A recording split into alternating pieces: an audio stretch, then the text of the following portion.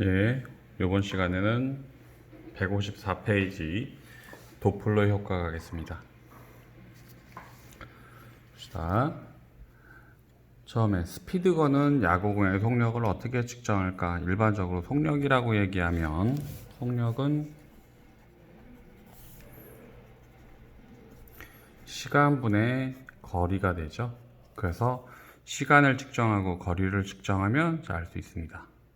근데 문제는 뭐냐면 단위 시간 동안 이동한 거리를 측정하면 돼요. 스피드건이라고 얘기하는 건 뭐냐면 여기 그림에서 잘 보일지 모르겠는데 야구 투수가 공을 던지면 그 순간 이제 여기 스피드건을 이용해서 공의 속도를 측정하는 거예요.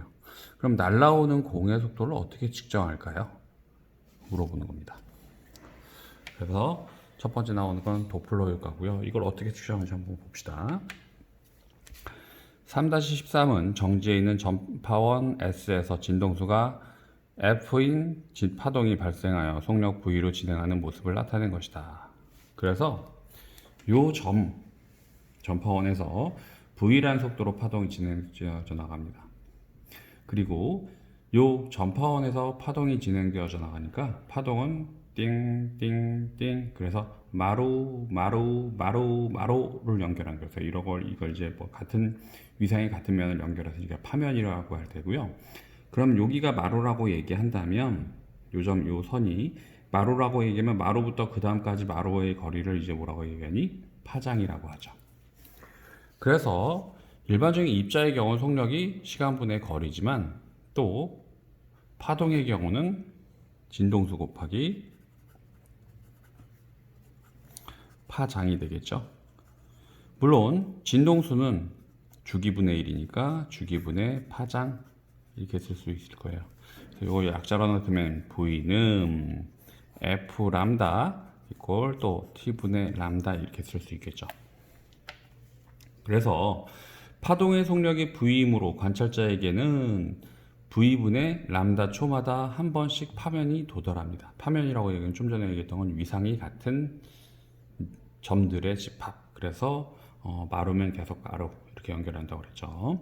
그래서 따라서 관찰자가 측정하는 파동의 주기 T는 요거 바꾸면 역수관계니까 V분의 람다일 테고요. 진동수는 람다분의 V가 되겠죠. 그래서 이거는 정지하고 있는 관찰자가 이 전파원도 이제 제대로 제자리에서 정지하고 있죠. 정지하고 있을 때 진동수와 전지하고 있을 때 주기를 얘기하는 겁니다. 그런데 이 파원이 이동을 하거나 관찰자가 이동을 할 땐 어떻게 되느냐라는 겁니다. 그래서 오른쪽에 있는 내용을 한번 봅시다. 보면 그림 3-14는 진동수가 F인 파동이 발생시키는 전파원이 등속으로 이동하고 왼쪽으로 이동하는 거예요. 그래서 관찰자 AB가 파원 앞뒤에서 파동의 진동수를 측정하는 모습을 나타내는 것이다. 이때 관찰자 A는 파동의 실제보다 더 짧은 파장, 즉 더 큰 진동수를 측정하고 반대로 관찰자 B는 더 긴 파장, 더 작은 진동수를 측정한다. 이렇게 파원과 관찰자가 상대 운동할 때 일어난 걸 도플러 효과라고 얘기하는 건데 그림을 한번 설명을 해볼게요. 여기 파원이 S1, S2, S3, S4로 그래서 파원이 처음엔 S1에 있다가 그 다음 순간 S2, 그 다음에 S3, S4로 이동하는 겁니다. 그래서 처음에 S1에서 파동을 처음에 출발시키면 요 점에서 이제 전파원 이동을 해서 1초, 2초, 3초, 4초 뒤에는 1이라는 요 파면을 만들겠죠. 그 다음에 S2라는 곳으로 이동을 했어요. 그러면 S2라는 곳에서 이동해서 여기에서 파면을 만들 텐데 파면이 1초, 2초, 3초 뒤에는 2라는 파면을 만들 테고요. 그 다음에 S3에서 갔을 때는 1초, 2초 뒤에는 3이라는 파면을 만들 테고 S4에서는 바로 이런 파면을 만들 거예요. 그러다 보니 관찰자 A 입장에서는 매 순간 요 파면, 요 파면, 요 파면, 요 파면. 그러다 보니까 1번 파면이 먼저 2번 파면, 그 다음에 3번 파면, 4번 파면이 들리겠죠. 그러면 요 파면이 들리다 보니 관찰자 A 입장에선 원래 파장보다 더 파장이 어떻게 된 거니? 짧은 거죠. 짧은 파장이 들어갑니다. and 관찰자 B 입장에서는 파면이 더 길어지니까 파장이 더 길어지니까 파장이 길어집니다. 관찰자 A는 파장이 짧아집니다. 그러다 보니까 속도는 같을 때니까 뭐가 커져? 진동수가 커지고요. 그리고 파장이 기니까 어때? 진동수가 작아집니다. 그러면 이게 소리라고 얘기합시다. 소리라고 얘기하면 진동수가 큰 소리 이거 뭐니? 고음으로 들리고요. 진동수가 낮은 소리 이거 뭐니? 저음으로 들어갑니다. 그러다 보니 발생원 소리의 발생 장치가 나에게 다가오면 원래 있던 진동수보다 어떻게 고음으로 들리고요. 발생 파원이 나로부터 멀어지면 원래 음보다 어떻게 저음으로 들립니다. 그래서 이런 효과 때문에 여러분 그 자동차 같은 거 혹시 자동차가 이렇게 싱 하고 지나갈 때 고속도로나 도로에서 있는데 차가 윙 하고 지나갈 때 그래서 사람이 여기 있다고 합시다. 사람이 있을 때는 요 소리가 자동차가 지나가니까 윙 바람 소리가 나겠죠. 그런데 이 소리가 나에게 들어올 때 나에게 다가올 때는 어떻게 더 고음으로 들립니다. and 요 나로부터 멀어질 때 자동차가 나로부터 멀어질 때는 어떻게 돼? 저음으로 들립니다. 그래서 다가올 때 빙 멀어질 때 그래서 각 물체가 날아올 때라든지 아니면 자동차가 지나갈 때 그래서 소리가 들릴 때라고 얘기하면 나에게 가까울 때는 훨씬 더 고음으로 나에게 멀어질 땐 저음으로 들립니다. 그런 효과가 될 테고요. 이런 효과를 제일 먼저 발견한 사람이 누구냐라고 얘기하면 도플러라는 과학자입니다. 오스트리아 물리학자이고 1842년에 도플러 효과를 먼저 발견을 하고요.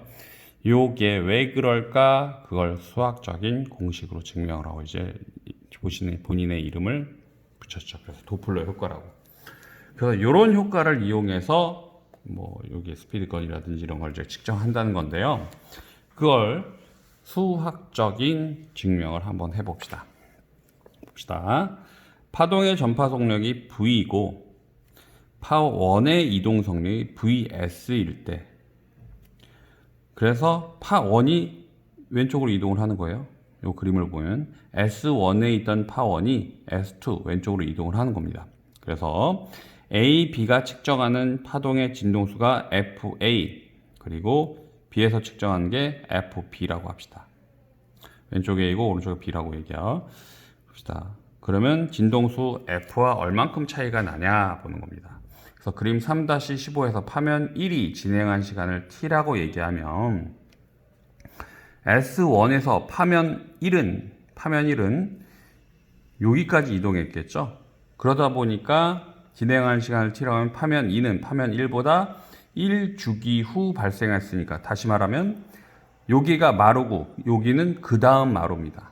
마루가 그 다음 마루 그래서 마루가 마루 그래서 1회 왕복할 때까지 걸린 시간이 뭐니? 바로 주기죠.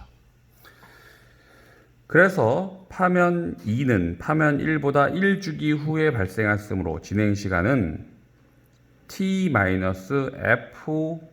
1입니다. 이건 주기만큼 빠졌다는 얘기죠. 된다. 그래서 이에 따라 파면 1은 S1이 중심인 반지름 VT인 원이 되고 파면 2는 S2가 중심인 반지름 V 곱하기 요 시간만큼 이동한 원이니까 그만큼 더 작아지겠죠. 그래서 S1과 S2 사이의 거리는 진동수분의 파원의 이동 속력이죠. 그러니까 진동수분의 파원의 이동 거리니까 이게 바로 뭐냐? 바로 주기죠. 주기분의 진동수분의 1이 바로 주기니까 한 주기 후에 S만큼 이동했으니까 이렇게 되겠고요. 거리는 VT.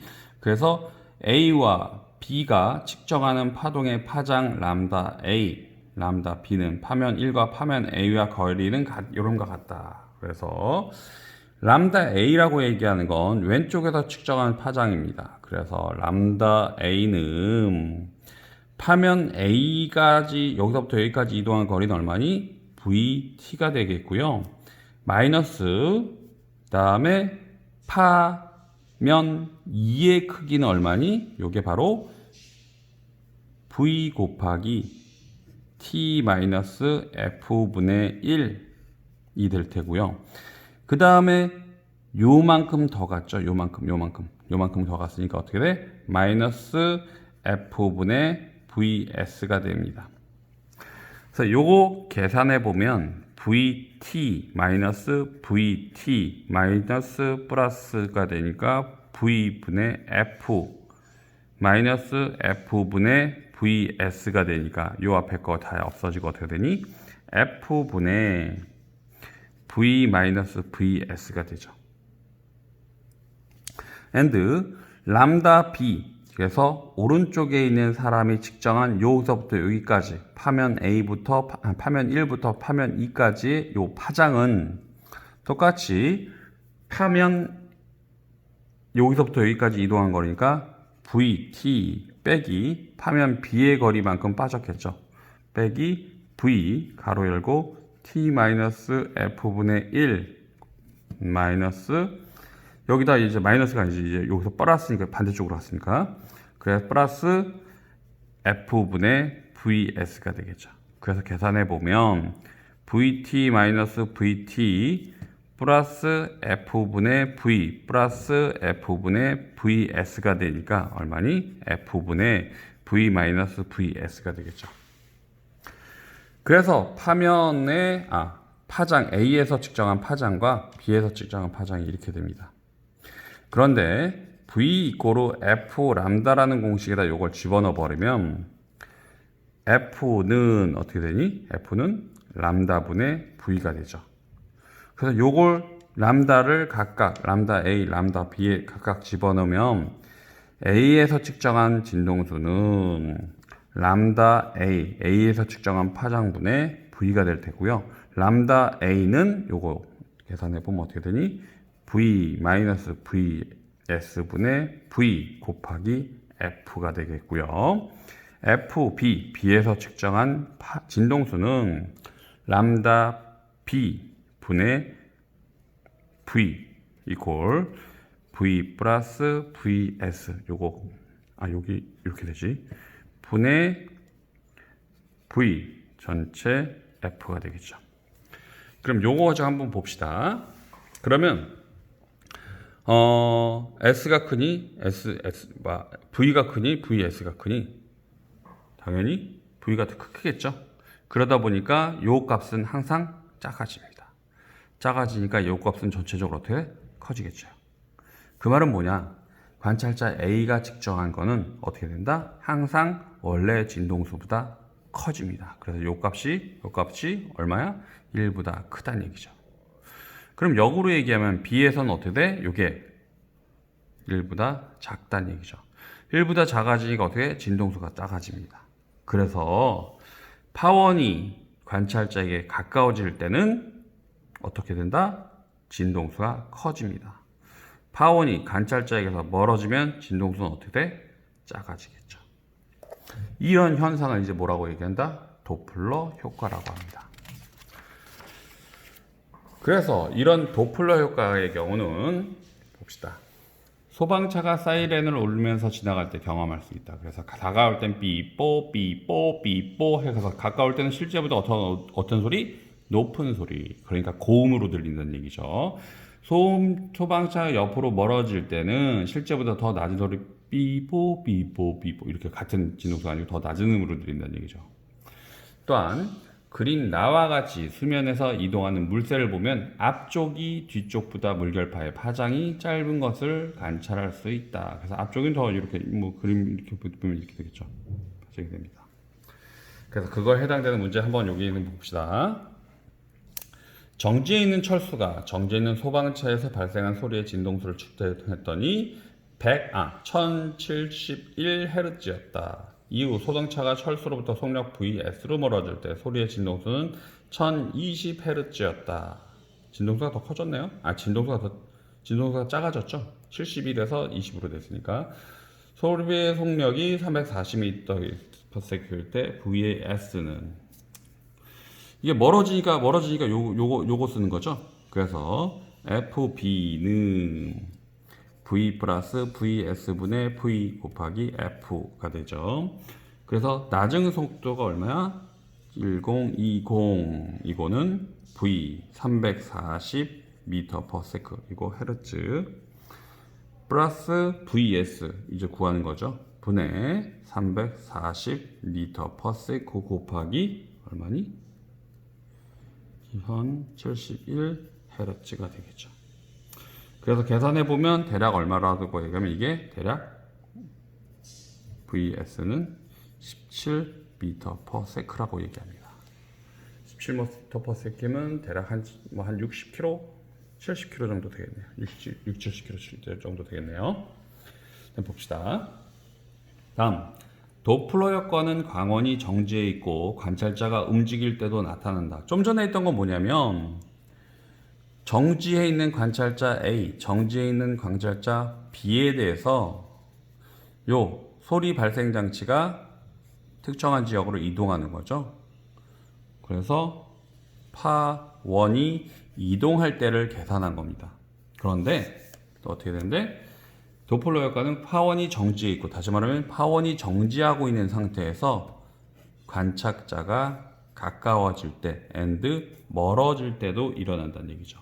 그래서 3-17일과 같이 관찰자가 파원에게 다가가면 정지해 있을 때보다 같은 시간 동안 더 많은 수의 파면이 관찰자에게 도달한다. 보자. 그 앰뷸런스에서 소리가 정지한 상태에서 삐뽀 해서 퍼져 나간다고 합시다. 그러면 가만히 있지만 요 관찰자가 파원으로 다가오게 되면 단위 시간 동안 지나가는 파원의 개수가 증가합니다. 단위 시간 동안 지나가는 진동수가 증가해, 다시 말하면 가까워지면 어떻게 된다? 고음이 됩니다.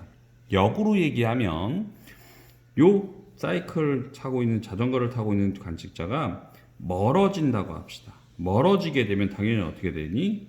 진동수가 더 작아지겠죠. 그래서 원래 진동수를 안다고 한다면, 원래 진동수를 알고 다가와진다면, 다가오는 속도를 안다면 당연히 그때 진동수를 측정할 수 있을 테고요.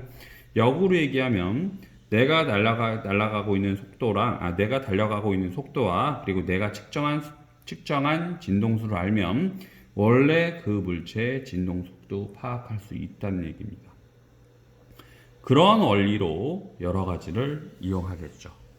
무슨 말이냐면 첫 번째 나왔던 도입부에 했던 거죠. 속도 측정 장치의 원리는 여기 제자리에서 적외선을 발사시킵니다. 적외선 파장이죠. 파장을 갔으니까 뭐 파면이 계속 일정하게 가겠죠. 그런데 일정하게 가는데 처음엔 뭐 여기는 요 거리만큼 이제 파면을 가겠죠. 간 다음에 요 자동차에 부딪힐 거예요. 부딪히고 다시 돌아옵니다. 그런데 정지 상태였다고 한다면, 파면이 만약에 1cm 간격이었다고 한다면 갔다 올 때도 1cm 간격이겠죠. 그런데 요 자동차가 속도를 가지면서 적외선 발상 장치를 가져오게 되면 1cm 간격이 아니고 요 물체가 좀 더 가까이 오다 보니까 1cm 간격이 아니고 파면이 1cm보다 더 짧아질 겁니다. 파면이 짧아져, 다시 말하면 진동수가 커집니다. 그래서 속도 측정 장치의 경우는 그 점에서 적외선을 발사시키고요. 그래서 발사시키고 그 물체의 반사돼서 나오는 그 적외선의 파장을 측정합니다. 파장 및 진동수를 측정하면 결국엔 뭐 요런 공식에 의해서 요 물체 자동차가 어느 정도의 빠르기로 오는구나 라는 걸 알죠. 그래서 자동차도 이런 원리를 이용해서 알 수 있을 테고요. 문제 처음에 단원 도입부에 있었던 야구공도 어떤 원리에서 같은 원리로 해서 날아오는 속도를 측정할 수 있다는 겁니다. 이번 시간은 여기까지 하겠습니다.